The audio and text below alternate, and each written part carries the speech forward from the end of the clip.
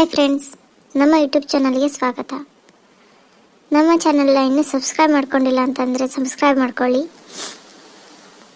ಗಂಗವ್ವ, ಮಲ್ಲವ್ವ ಮತ್ತು ಹಳ್ಳಿಯ ವಿಚಾರಗಳನ್ನು ಏನು ಮಾತನಾಡಿಕೊಳ್ಳುತ್ತಿದ್ದಾರೆ ಅಂತ ನೋಡೋಣ ಬನ್ನಿ.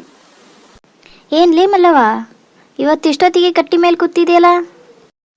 ಅಯ್ಯೋ ಗಂಗವ್ವ, ಮನೇಲಿ ನಿದ್ದೆ ಮಾಡೋ ಭಾಗ್ಯ ಇದ್ದಾರಲ್ಲ, ಬೆಳಗ್ಗಿಂದ ನಮ್ಮ ಮನೆಯವರು ತಲೆ ತಿಂತಾ ಇದ್ದಾರೆ. ಏನಾಯ್ತು ಮತ್ತೆ, ಯಾಕೆ? ನಮ್ಮ ರಂಗಪ್ಪ ಮಾರ್ಕೆಟ್ಗೆ ಹೋಗಿ ಬಂದ. ಇನ್ಮೇಲೆ ಹಣ ಉಳಿಸ್ಬೇಕು ಅಂತ ದೊಡ್ಡ ಭಾಷಣ ಮಾಡ್ತಾ ಇದ್ದಾನೆ ನೋಡು. ಅವನಾ? ತಿಂಗಳ ಸಂಬಳನ ನೆಟ್ಗೆ ಇಟ್ಕೊಳಂಗಿಲ್ಲ ಅಂತಂದ್ರಾಗ ಅವನು ಈ ಥರ ಹೇಳ್ತಿದ್ದಾನ? ನಂಬಕ್ಕಾಗ್ತಿಲ್ಲ ಬಿಡು ನನಗೆ. ಅದೇ ನೋಡು ಮತ್ತೆ ಗಮ್ಮತ್. ಕೇಳ್ರಿ, ಇನ್ನು ಮುಂದೆ ಯಾರು ಬೇಕಾಬಿಟ್ಟಿ ಖರ್ಚು ಮಾಡಬಾರ್ದು.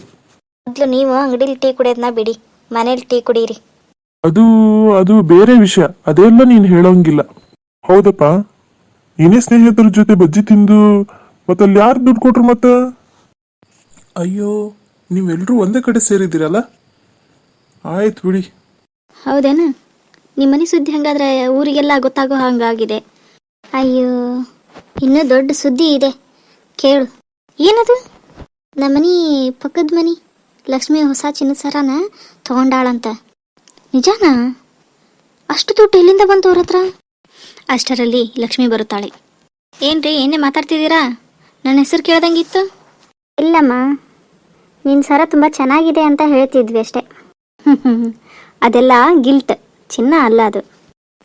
ಗೌರಿ ಅಡುಗೆ ಮಾಡುತ್ತಿರುತ್ತಾಳೆ. ರಂಗಪ್ಪ, ತರಕಾರಿ ತಂದಿದೆಯಾ? ತಂದಿದ್ದೀನಿ ನೋಡು, ಅಲ್ಲಿ ಇಟ್ಟಿದ್ದೀನಿ. ಚೀಲ ತೆರೆದರೆ ಸೊಪ್ಪು ಮಾತ್ರ ಇತ್ತು. ಅಯ್ಯೋ, ಬದನೆಕಾಯಿ ಟೊಮೊಟೊ ಎಲ್ಲಿ? ಸೊಪ್ಪು ಆರೋಗ್ಯಕ್ಕೆ ಒಳ್ಳೆಯದು ಅಂತ ಅಡುಗೆಯವ ಹೇಳಿದ, ಅದಕ್ಕೆ ಸೊಪ್ಪು ಅಷ್ಟೇ ತಗೊಂಬಂದಿದ್ದೀನಿ. ಅದನ್ನೇ ಮಾಡು ಊಟಕ್ಕೆ ಇವತ್ತು. ಮಧ್ಯಾಹ್ನ ಊಟಕ್ಕೆ ಎಲ್ಲರೂ ಕುಳಿತುಕೊಳ್ಳುತ್ತಾರೆ. ಇವತ್ತು ಊಟದಲ್ಲಿ ಏನಿದೆ? ಸೊಪ್ಪಿನ ಪಲ್ಯ, ಸೊಪ್ಪಿನ ಸಾರು, ಸೊಪ್ಪಿನ ಚಟ್ನಿ, ಅದೇ ಇರೋದು. ಇನ್ನು ಸಿಹಿಗೂ ಸೊಪ್ಪೇನಾ? ನಿಮ್ಮ ಮನೆ ಕತೆ ದಿನಕ್ಕೊಂದು ಸಿನಿಮಾ ಥರ ಇದೆ ನೋಡು. ಸಿನಿಮಾ ಅಲ್ಲಮ್ಮ, ಸೀರಿಯಲ್.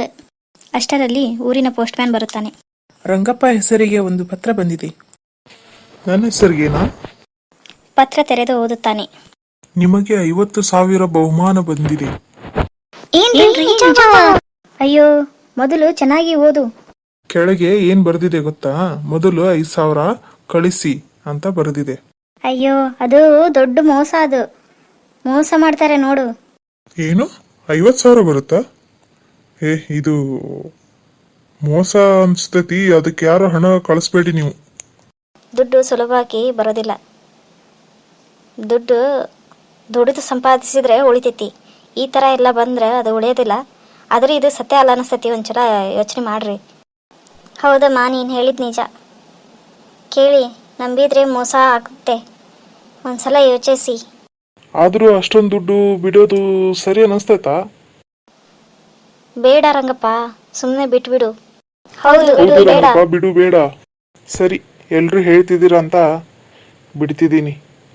ನಾವೇ ದುಡಿದು ಸಂಪಾದಿಸಿದ್ರೆ ಆಯ್ತು. ಇದೆಲ್ಲ ನಂಬಿಕೆ ದ್ರೋಹ ಅನಿಸುತ್ತೆ. ಈ ವಿಡಿಯೋ ನಿಮಗೆ ಇಷ್ಟವಾದರೆ ನಮ್ಮ ಚಾನಲ್ನ ಸಬ್ಸ್ಕ್ರೈಬ್ ಮಾಡ್ಕೊಳ್ಳಿ.